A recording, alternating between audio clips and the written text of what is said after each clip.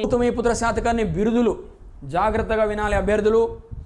ఏక బ్రాహ్మణ ఆగమ నిలయ ఏక శూరుడు ఏక ధనుర్ధరుడు త్రిసముద్రతోయ పితవాహన క్షత్రియ దర్పమాన మర్ధన మాతృ శుశుషాకర శక యవన పహల్లవ నిషూధన పౌరజన నిర్విశేష సమ సుఖ దుఃఖ దిజావర కుటుంబ వివద నస నపురిసానాం అసయ రాజారజో అవిపన్న మాతృ శుశ్రూషాకర దమోపజిత కర వినియోగకర.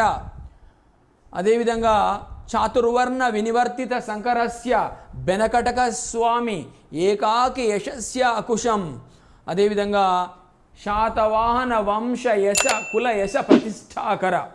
అంటే అనేక రాజ్యాల్ని జయించడం ద్వారా శాతవాహన వంశం యొక్క కీర్తి ప్రతిష్టను దిగంతాలకు నలువైపులా నలు చెరుగులా వ్యాపింపజేసినవాడు, విస్తరింపజేసినవాడు, ప్రకాశింపజేసినవాడు, వెదజల్లినవాడు మన యొక్క గౌతమీపుత్రుడైన శాతకర్ణి. అందుకే అతను ధరించిన బిరుదు శాతవాహన వంశ కులో యశో ప్రతిష్టాకర.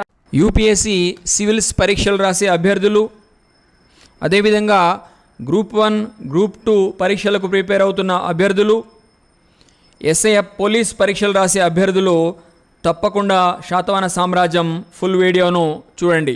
మధుస్ ఆన్లైన్ అకాడమీ అంటే ప్రొఫైల్ పిక్ కింద మీకు లెఫ్ట్ సైడ్ కింద శాతవాహన సామ్రాజ్యం ఫుల్ వీడియో అని కనిపిస్తుంది కదా, దానిపైన క్లిక్ చేసి వీడియో మొత్తం చూడండి.